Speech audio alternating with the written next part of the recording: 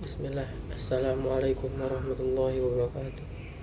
Innal hamdalillah nahmaduhu wa nasta'inu wa nastaghfiruh wa na'udzu billahi min syururi anfusina wa min sayyiati a'malina. May yahdihillahu fala mudhillalah wa may yudlil fala hadiyalah. Asyhadu an la ilaha illallah wahdahu la syarikalah wa asyhadu anna Muhammadan abduhu wa rasuluh.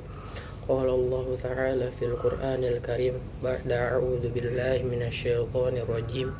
Ya ayyuhalladzina amanu taqullaha wa qulu qawlan syadida yuslih lakum a'malakum wa yaghfir lakum dzunubakum wa may yuti'illaha wa rasulahu faqad faza fawzan 'azima.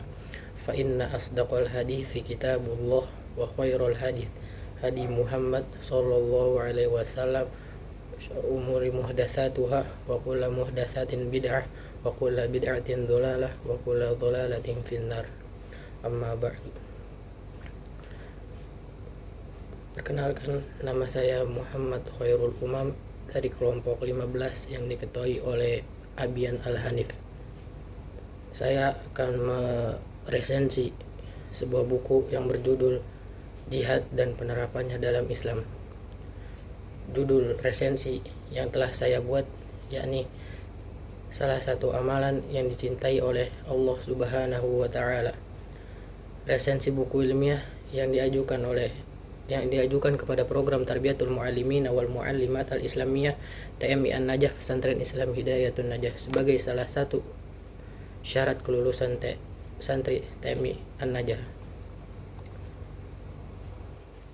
yang disusun oleh Muhammad Khairul Umam.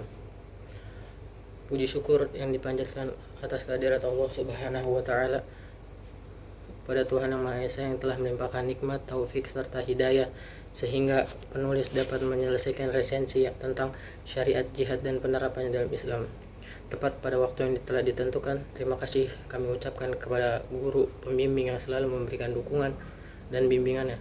Resensi ini penulis dibuat dengan tujuan untuk memenuhi salah satu syarat lulus dari program Tarbiyatul Muallimin wal Muallimat Al-Islamiyah TMI An-Najah. Tak hanya itu, penulis juga berharap resensi ini dapat bermanfaat untuk penulis pada khususnya dan pembaca pada umumnya. Walaupun demikian, penulis menyadari dalam penyusunan ini masih banyak kekurangan. Maka dari itu, penulis sangat mengharap kritik dan saran untuk menyelesaikan kesempurnaan resensi ini. Yang pertama, identitas buku. Judul buku Syariat Jihad dan Penerapannya dalam Islam. Penulis Ustadz Yazid bin Abdul Qadir Jawas. Cetakan Pustaka Imam Asy-Syafi'i. Cetakan kedua Rajab 1440 Hijriah. Tebal buku 256 halaman. 15 kali 25 cm. Harga buku 36.000. ISBN. Kemudian B. Riwayat kepengerangan dan sinopsis buku. Ustadz Yazid bin Abdul Qadir Jawas lahir pada tahun 1963 dan wafat pada tanggal 11 Juli 2024. Beliau adalah seorang penulis, penceramah, ustadz dan ahlus sunnah asal Indonesia. Ceramah-ceramah Ustadz Yazid sering dikaitkan dengan gerakan Salafi. Beliau juga dikenal karena menulis banyak buku keagamaan Islam dalam bahasa Indonesia. Pada awal pendidikannya, Ustadz Yazid belajar kepada Muhammad Haki, seorang ustadz dari Tanah Abang yang kemudian merekomendasi kepada Ustadz Abdul Qadir Jawas, putra Abu Hasan, salah satu persatuan Islam terkemuka di Bangil, Jawa Timur. Kemudian ia melanjutkan studinya ke Libya dan menjadi murid dari Syekh Abdul Razak bin Abdul Muhsin Al-Abbad, seorang guru besar dari Universitas Islam Madinah. Setelah lulus, beliau melanjutkan studinya ke Universitas Islam Imam Muhammad bin Saud dan berguru kepada Syekh Muhammad bin Shalih Al-Utsaimin. Kemudian ulama asal Sunni asal Mekah. Ustadz Yazid juga dikabarkan telah menghafal kitab Bulughul Maram karya Ibnu Hajar yang pada saat itu diklaim hanya sedikit orang yang mampu menghafalnya kitab tersebut. Buku ini berjudul Syariat Islam dan Penerapannya dalam Islam sangat cocok untuk dibaca oleh kalangan remaja maupun dewasa, dikarenakan di dalam buku ini dijelaskan secara detail seputar tentang jihad yang belakangan ini sering disalahpahami oleh banyak orang. Kemudian Ustadz Yazid membagi penjelasannya tentang jihad menjadi 21 bab, yang di setiap babnya sangat menarik untuk dibaca oleh orang-orang zaman sekarang. Namun dikarenakan keterbatasan halaman oleh penulis hanya menyimpulkan beberapa bab yang penting secara global. Di dalam bab 2, penulis menuliskan pengertian tentang jihad. Jihad secara bahasa adalah kekuatan, usaha, susah payah, dan kemampuan. Adapun jihad secara istilah adalah memerangi orang kafir, yaitu berusaha dengan sungguh-sungguh mencurahkan kekuatan dan kemampuan, baik perkataan maupun perbuatan. Kemudian penulis membagi jihad menjadi 3. Yang pertama, jihad melawan musuh nyata. Yang kedua, jihad melawan syaitan. Yang ketiga, jihad melawan hawa nafsu. Kemudian di bab 4 menjelaskan tentang syariat jihad.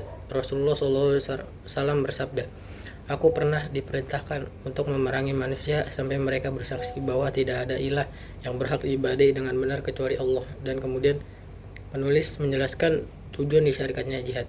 Syekhul Ibnu Taimiyah wafat tahun 671 Hijriah mengatakan tujuan jihad adalah agar agama Allah tinggi dan agar agama Allah tegak di muka bumi. Kemudian di bab 11 penulis menjelaskan tentang jihad. Di antara syarat-syarat jihad yang paling penting, yang pertama, jihad dibangun atas 2 syarat, yaitu ikhlas dan mutaba'ah. Kedua, jihad harus disadari dengan ilmu dan pemahaman tentang agama. 3. Hendaknya jihad dilaksanakan dengan kasih sayang dan kelembutan kepada sesama makhluk. Jihad harus dilaksanakan dengan keadilan, menjauhi permusuhan. Yang kelima, jihad adalah menghasilkan kebaikan yang jelas agar tidak ada kerusakan yang lebih besar. Kemudian keunggulan atau kelebihan dalam buku ini, yang pertama, penjelasan yang komprehensif atau jelas. Buku ini menguraikan makna jihad yang sesungguhnya, termasuk berbagai bentuk jihad seperti jihad melawan hawa nafsu, jihad melawan harta, dan jihad dalam pendidikan. Yang kedua, berdasarkan dalil yang kuat di setiap babnya. Penulis menggunakan resensi Al-Quran dan Sunnah menjelaskan konsep jihad secara autentik. Yang ketiga, menanggapi fenomena modern. Buku ini membahas tentang berbagai penyimpangan dan pemahaman dalam jihad, seperti aksi kekerasan mengatasnamakan jihad, serta bagaimana jihad seharusnya diterapkan dalam konteks masa kini. Adapun di setiap buku pasti ada kelemahan, yakni kelemahan dalam buku tersebut. Yang pertama, potensi interpretasi yang berbeda. Karena jihad adalah konsep atau topik yang sensitif, beberapa pembaca mungkin memiliki pandangan yang berbeda mengenai isi buku ini. Yang kedua, fokus pada perspektif tertentu. Buku ini ditulis dari sudut pandang penulis tertentu, sehingga mungkin tidak mencakup semua perspektif mengenai jihad dalam Islam. Yang ketiga, kurangnya pembahasan aspek sosial. Meskipun buku ini membahas tentang jihad secara bahasa atau mendalam, aspek sosial dan dampaknya terhadap masyarakat mungkin tidak dibahas secara luas. Kemudian penutup. Kesimpulan, buku ini menegaskan bahwa jihad adalah bagian dari ajaran Islam yang harus dilakukan dengan benar dan sesuai dengan tuntunan syariat. Penulis mengajak umat Islam agar memahami jihad secara mendalam agar tidak terjebak dalam pemahaman yang keliru. Kemudian dakwah yang benar ialah yang mengajak kepada manusia rukun Islam, rukun iman, dan melaksanakan syariat, mentaati Allah dan Rasul-Nya, mengajak manusia untuk segera mentauhidkan Allah. Mungkin cukup di sini. Apabila ada kesalah kata ataupun penulisan datangnya dari penggunaan saya, dan apabila ada kebenaran dalam tulisan datangnya dari Allah. Terima kasih untuk yang mendengar. Syukron. Assalamualaikum warahmatullahi wabarakatuh.